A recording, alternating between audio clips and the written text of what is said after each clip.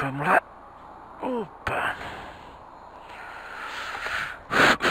Todos os esforços um pouquinho mais pesados por conta dessa lesão no pescoço. Mas vamos lá, vamos lá. Vamos terminando a quarta-feira, parte profissional, tudo cumprido, tranquilo, tudo dentro dos conformes. Acho que as pendências foram zeradas já. Sexta-feira tem mais coisa aí.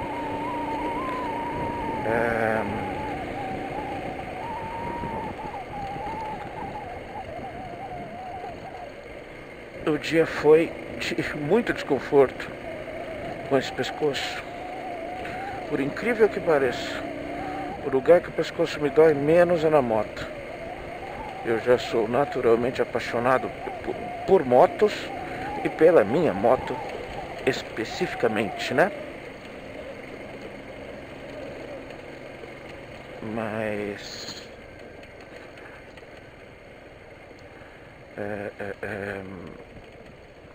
bem dolorido, passando pomada anti-inflamatória analgésica, tomei o remédio anti-inflamatório de manhã e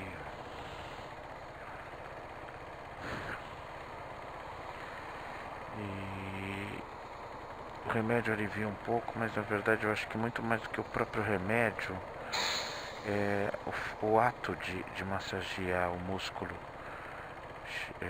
Ele alivia, ele relaxa um pouquinho, porque na verdade nada mais é o torcicolo do que um estiramento. Aquele estiramento que você tem na coxa, que você tem no quadríceps aqui atrás, que você tem em qualquer musculatura do corpo. Só que o pescoço é um cara que a musculatura do pescoço é muito complexa. Ela tem que segurar um peso enorme, que é uma cabeça, e a minha exige um esforço maior dessa musculatura, né? E quando um desses músculos está lesionado, o desconforto é muito grande, não só pelo músculo lesionado, mas pelos demais que tem que trabalhar mais, né? Mas aqui na moto o incômodo é bem menor, por incrível que pareça. A posição que eu fico, aliado talvez ao peso do capacete no ângulo da cabeça aqui, realmente me dá muito menos desconforto. Adorei ver ontem, assisti hoje o vídeo postado da ida para casa de ontem, terminando com meu pitoquinho me abraçando, falando um tchau. Uma delícia, simplesmente uma delícia. Eu tava zerando, né? Eu tava com alguns vídeos muito pendentes para fazer resenha e resumo, então, e referências, né? Então eu hoje consegui zerar até o último vídeo publicado. E então eu não entrei em assuntos mais complexos, né? Eu preciso explicar uma coisa que agora há pouco eu falei pra eles. No último vídeo eu tô falando sobre o estilo, o cara que tinha um pointer e também tem um estilo. Deixa eu explicar melhor isso, que não deu pra entender nada, né? Só pra gente que trabalha ali. Tinha um pointer, vinho, que ficava ali, ou na mesma calçada que a minha, ou do outro lado. Extremamente bem cuidado, sempre me chamou a atenção porque o carro estava novinho, zeradinho.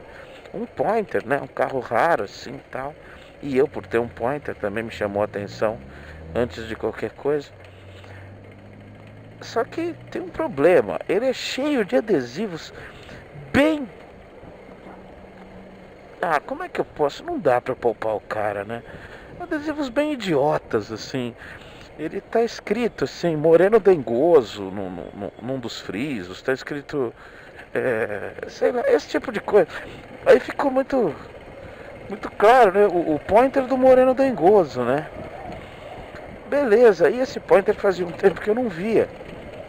E aí agora apareceu o estilo com os mesmos adesivos, ou seja, está explicado, ele trocou o carro, ele deve ter negociado aí nos últimos dias e trocou o carro também. E olha só, o estilo prata bonito, que eu mostrei no último vídeo, no finzinho do vídeo, também com os mesmos adesivos, moreno dengoso, cheiro da Bahia, sabe? Ah, e mais uma vez, o estilinho bem, bem conservadinho, bonito mesmo, novinho. Ele é bom para comprar o carro, ele só é ruim para pôr o adesivo, mas ele é ruim para mim. O carro é dele, para ele tudo bem. E aí comentei com o pessoal, com os dois, eles deram risada, o Roberval e a Camila. Deram risada. Tipo assim, coincidência demais, né, cara? Não bastasse o Moreno Dengoso ter um pointer e um estilo, né? Ter um pointer, né? Ele trocou de carro próximo de mim e trocou por um estilo. Então eu vou ter que bater um papo com ele pra perguntar onde ele põe os adesivos. Vou colocar veinho dengoso, alguma coisa assim. Cheiro de Osasco, né?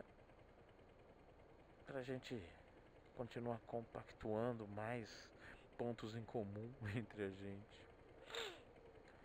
Ah, então, hoje na falta até bom para eu relaxar também, na falta de uma narrativa mais profunda, né? Eu resolvi lembrar de uma aventura profissional que eu tive.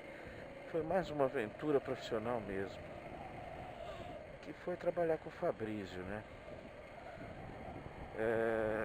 Contando tudo assim,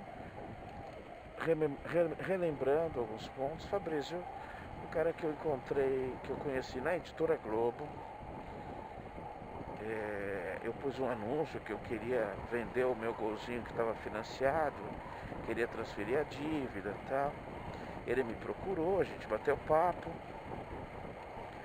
e fizemos alguns negócios. Acabamos estreitando um pouco uma amizade mais legal, mais do que só um colega. Ele, depois de ter saído de lá, ele continuou com a agência. Ele não demorou muito tempo lá. Ele já estava lá antes de mim, né? Então, um pouco depois que eu entrei, ele saiu, tal. Mas enfim, a gente continuou nosso contato, nossa amizade. Ele precisou de mim para algumas coisas.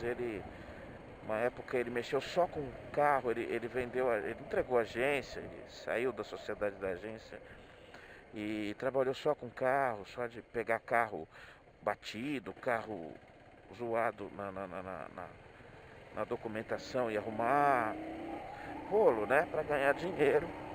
Sempre foi um cara que teve muito tino para isso. E depois trabalhando com ele diretamente, me contou mais aventuras aí. Ele foi um cara realmente diferente de uma média aí. Ele tem um certo conforto na vida, nada de. Hoje ele é advogado.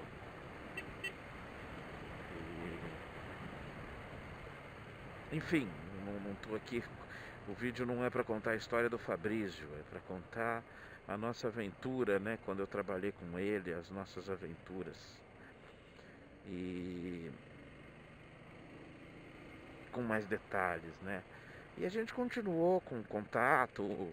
Uma vez ele perguntou para mim, no meu chevetinho, eu tinha uma época, não sei porquê, para ajudar a Glaucia nos eventos dela, alguma coisa assim, eu coloquei um bagageiro no teto do chevetinho. E por algum motivo a gente se viu, ele ficou sabendo, enfim, opa. O pessoal tá meio nervoso hoje.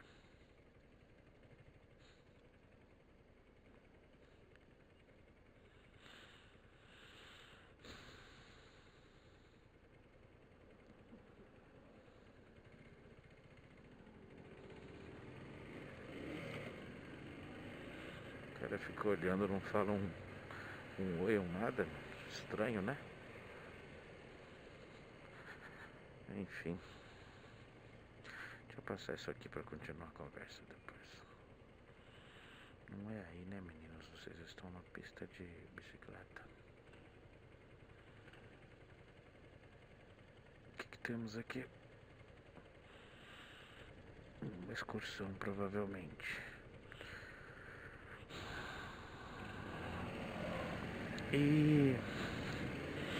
Então, uma vez ele precisou comprar umas peças de carro.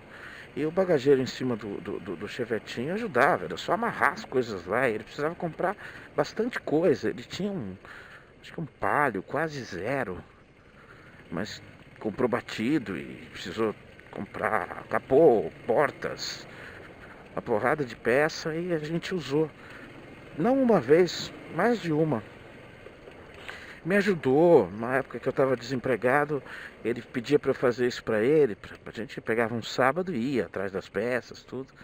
E ele me completava a gasolina, às vezes me dava um dinheirinho a mais, tal. Ajudava de um jeito ou de outro. É assim, ele pagava pouco, mas o que ele combinava ele fazia. Então, não posso dizer que nunca que o Fabrício foi um cara desonesto comigo. Ele nunca descumpriu um combinado, nenhum. Mas ele sempre negociou para pagar o mínimo possível. Não só para mim, na vida dele, em tudo. E eu não o culpo. Ele é um negociante nato.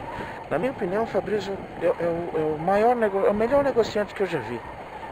No sentido de efetividade mesmo, de sucesso na negociação. Ele é um cara que ele faz bons negócios porque ele não tem medo de ouvir sabe, isso me diferencia pessoas do tipo dele de pessoas do meu tipo, nesse sentido. Ele não se ofende se ele fizer uma proposta, o cara mandar ele pra puta que pariu. Ele fala, ok, valeu, tal. E às vezes ele fala tão naturalmente que a pessoa acaba aceitando por não entender, né? Mas enfim, é um cara bom nisso, né? Isso, é pra lá ou pra cá?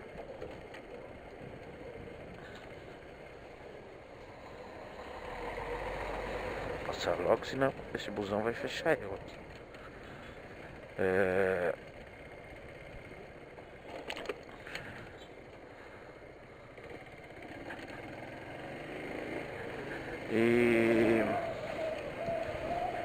Só que a gente, assim, já tinha tomado cerveja, já tinha batido papo, já tinha se divertido. Ele foi, assim, foi surpreendente. O Fabrício casou no civil e fez uma cerimônia super... Não fez uma cerimônia, fez uma recepçãozinha simples para 3 ou 4 amigos próximos dele. Um salãozinho de festa ali na Zona Norte e tal. Hoje eu sei que também não foi só por falta de condição. Eu sei que foi porque se dá para gastar 100, por que eu preciso gastar 1000? Esse é o raciocínio dele.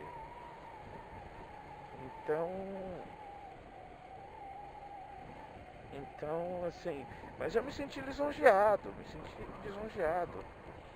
Ele era só uma festinha pra não passar em branco a ocasião do casamento dele, oficial, civil, né? Mas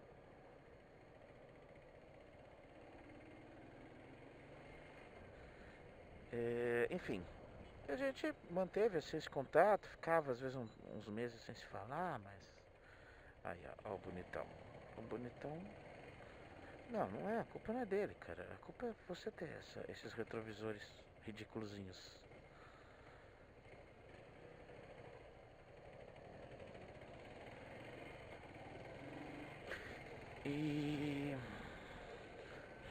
Mas nunca perdemos o contato.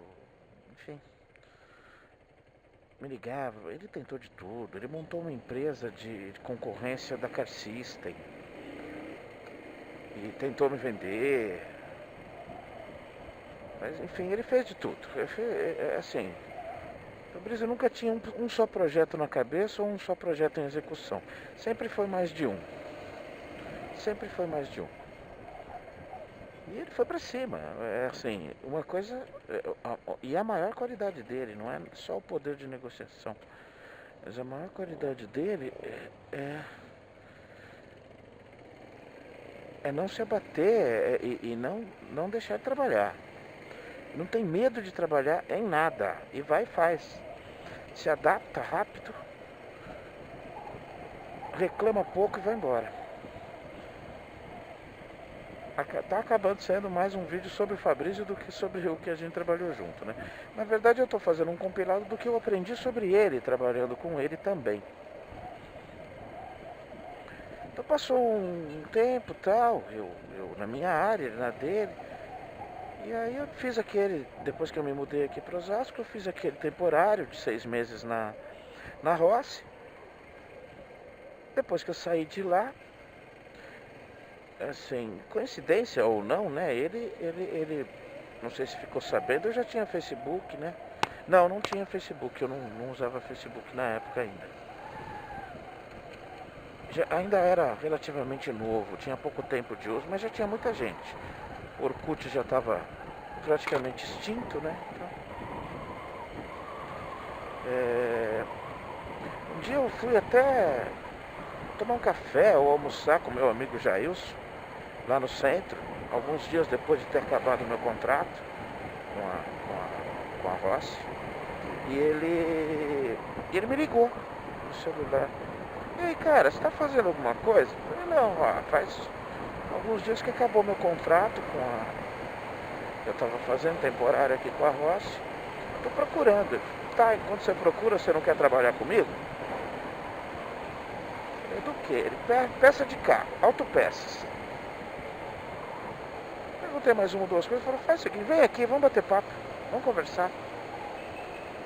Aí agendei com ele, fui um outro dia, 1 ou 2 dias depois eu fui lá. E ele me mostrou o lugar e me explicou. Aí sim, sentamos, tomamos uma Coca-Cola e batemos um papo e ele fez uma proposta. Era assim, era um grande galpão, um grande terreno, com um galpão aberto, né, coberto só do lado esquerdo, e um galpão fechado do lado direito. No galpão, assim, você entrava do lado esquerdo, existia um grande portão que passava um carro e mais alguma coisa, e você entrava. Do lado esquerdo tinha o escritório, né, a casinha central, né? Tudo muito simples, mas com tudo que era necessário. Nessa casinha era uma espécie de um escritório, tinham 3 mesas, 3 mesas equipadas com computador, com telefone, teclado, mouse, gavetas. E tinha uma pia, bebedouro, tudo ali para fazer os básicos. E tinha um banheiro, tá? Bem rústico, mas tudo ali funcionando direitinho. Toda a telefonia, internet, Wi-Fi, tudo ali. Antes de tudo ele era um técnico em telefonia, né? Então essa parte, não só ele como a mulher também. A esposa também inclusive faz hoje, trabalha hoje há bom tempo no Itaú, na TI do Itaú, se eu não me engano. E ali nessas 3 mesas estavam, não sei se era 3 ou 4 mesas, acho que eram 4 mesas. Na última era dele, a penúltima era da esposa dele, acho que uma delas era do Nenê, o tio da Érica, a esposa dele, que trabalhava lá, e uma sobrando, que era para mim, ou para quem trabalhasse com ele. Então, me mostrou o negócio. Depois, o galpão aberto, tinham várias prateleiras, o galpão da esquerda, depois dessa casinha, começava o galpão aberto.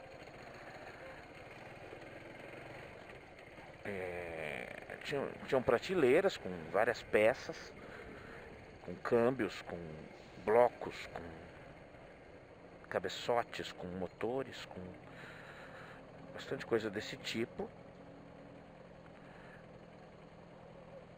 Acabava esse galpão, ainda tinha mais terreno e tinham pneus, rodas e uma pilha de plásticos, porque os carros desmontados, o plástico não servia para nada. Tanto que eu já contei que eu cheguei a ir doar lá em Guarulhos para uma cooperativa esses plásticos. E você deixa. E esse é o lado esquerdo. Aí acabava o terreno com essa pilha de plásticos de carros, né? Pedaço de painel, pedaço de... Ixi, tá deixando ainda, tio? Vambora. Tá apagado o farol.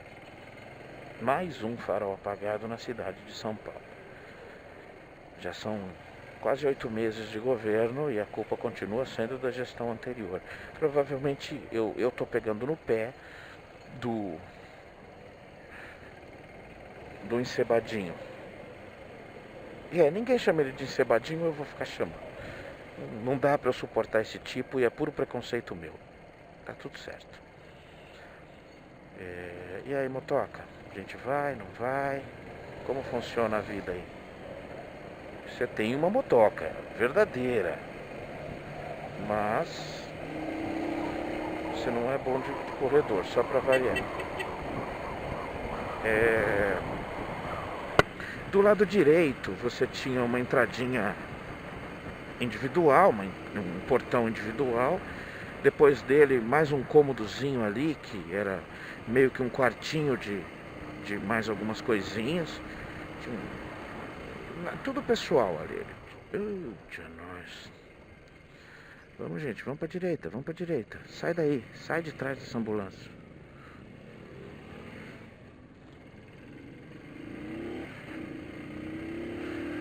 Direita. Não vai dar pra ficar atrás dela, não. E logo depois começava aí sim o galpão grande, o galpão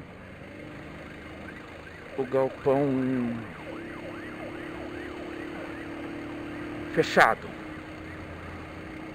Ali haviam separações, uns 3 cômodos mais ou menos. No primeiro, grande, alto, tinha muitas portas de carros, muitas portas.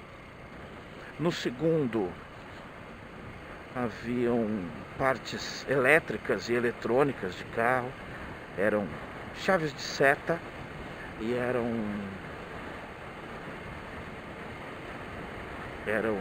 volantes, eram buzinas de vários tipos de carro, enfim, partes elétricas e eletrônicas de carros em si. E ainda um terceiro que tinha muitos vidros catalogados, vidros de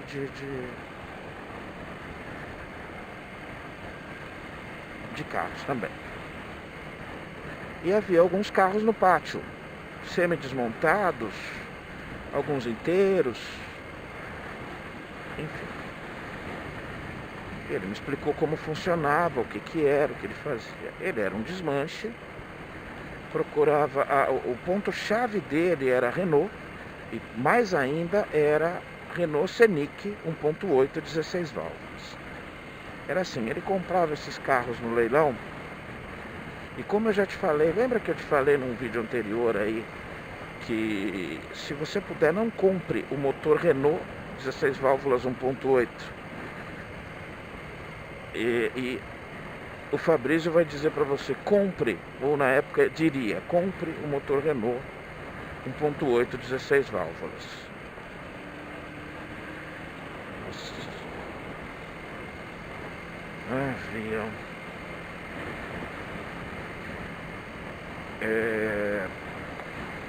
Era o carro-chefe dele. Quando chegava uma Renault Scenic, enfim, ele comprava no leilão, ele anunciava no Mercado Livre e num site próprio, ele tinha um site. Ai, que medo. e vendia por telefone, presencialmente, internet, ou mandava para o Brasil inteiro. Então, o carro-chefe era Senic, mas aí eu conto uma outra história para vocês, que a década de 90 foi uma década muito rica. Em 89, 88, 89, o senhor Fernando Collor foi eleito presidente do Brasil. Fernando Collor de Mello, o Garanhão, o Bambambam, o Super Super. E ele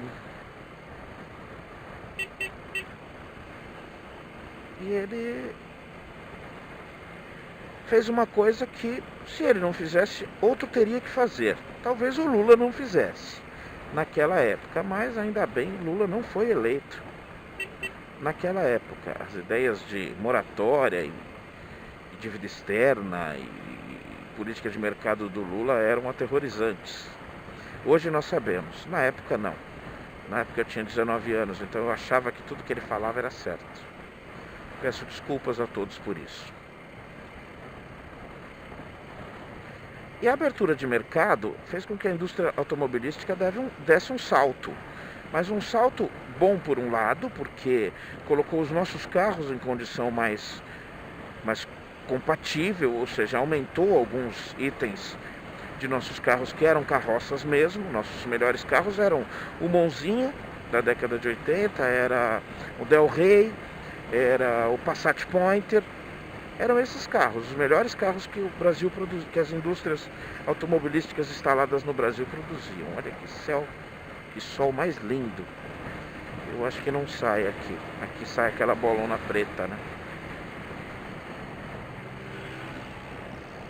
E aí qual não foi a estratégia? Aí eu entendi melhor. No início da década de 90, a partir de 90, começaram a chegar os carros importados. Embora eles fossem carros extremamente superiores aos carros brasileiros, eles também eram carros que, na verdade, eles eram muito inferiores aos padrões internacionais da época.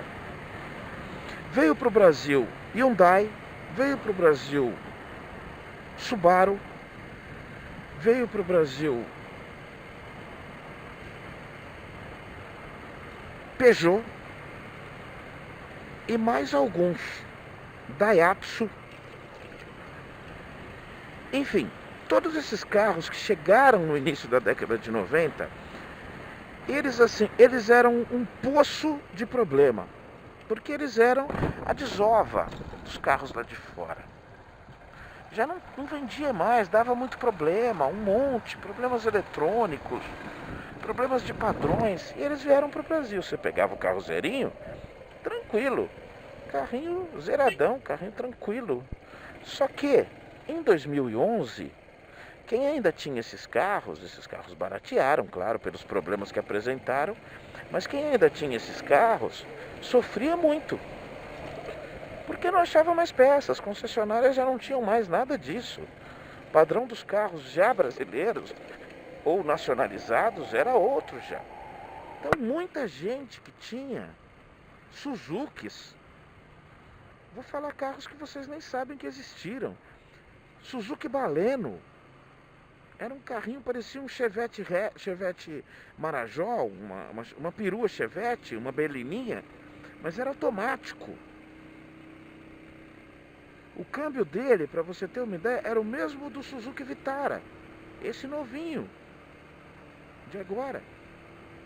E dava muito problema. Quando o Fabrício achava um Suzuki Baleno, era a mesma coisa. O telefone não parava de tocar, ele anunciava o carro, porque não tinha nada. Você tem a maçaneta da porta direita, só que era assim, uma maçaneta do meu, por exemplo, deve custar uns R$40.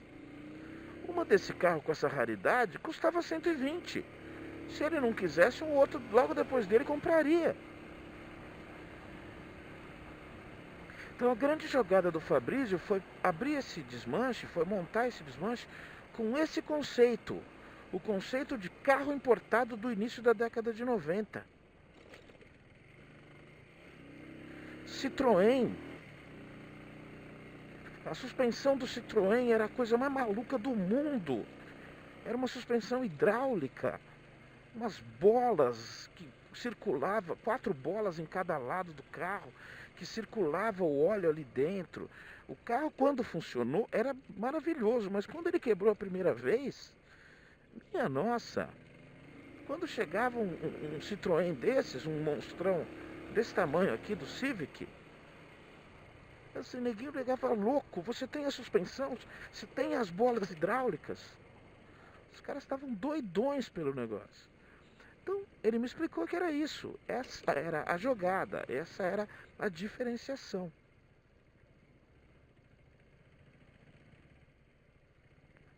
Dos carros, do que acontecia. Então, assim, Renault Clio, os primeiros Renault Clio, muito problema. E também essa questão da Renault. As concessionárias Renault eram muito ruins, sempre foram muito ruins. O atendimento na concessionária, parecia que o cara não queria vender. Eu não conhecia nenhuma concessionária. Cheguei a ligar várias vezes, alguma peça que a gente vendia ou que dava problema, a gente precisava devolver para o cara, tal, tinha que comprar às vezes uma, não, você vai me dar uma nova, tal, enfim. A gente cotava, né? Mas minha nossa. Aí, mais uns cortadores de cabeça, filha das puta. Não tem pai. Seus vagabundo. É isso que vocês são, vagabundo. Vocês são um marmanjo vagabundo. Olha, esse aqui. Esse é careca, tem cabelo branco. Vagabundo. Vagabundo. Não é. Não se precisa. Não precisamos mais nos divertir com pipas. Há muito tempo. Vocês sabem que é perigoso, mas vocês continuam. Vocês falam, ah, nunca fez nada. Ah, isso aqui é tradição brasileira. Vagabundos é o que vocês são. São merda de país que gosta de buscar no passado solução para o presente e para o futuro. Deixa pra lá, não vou entrar nisso. E acabou não dando tempo, né, de contar algumas aventuras. Mas era essa a jogada. O foco dele, onde ele ganhava dinheiro, era isso. Era o carro raro. Era aquele carro que não se achava mais as coisas. E nessa questão de raridade, o Renault era o campeão dele. Ele comprava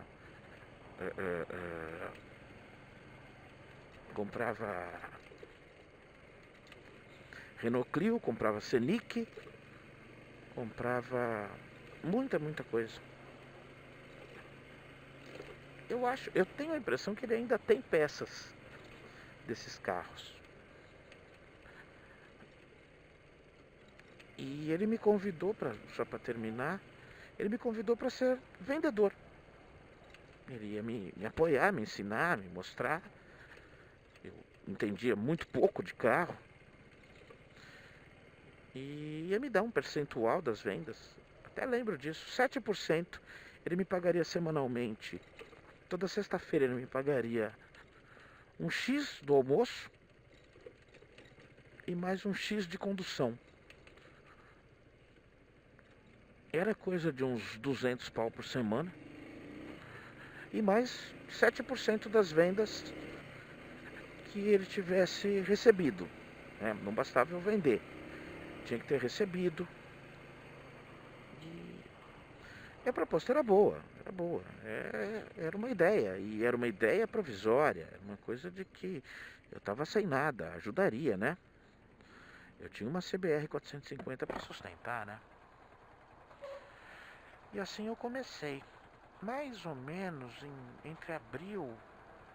Foi em abril de 2011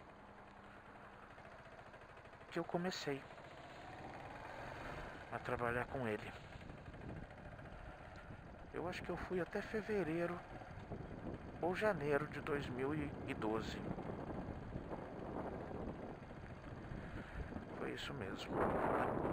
Ou alguma coisa muito próxima a isso. E agora eu vou pra minha casinha. Preciso pegar o fim de semana e lavar esse chão aqui. Essa vaga do carro que tá com a mancha de óleo do nosso saudoso Pointer. Quero que esteja limpinho para que se tiver algum vazamentinho de óleo desse eu já cuide, né? não é bom deixar. É bom deixar sempre limpinho. Isso aí, gente. Até mais. Um abraço.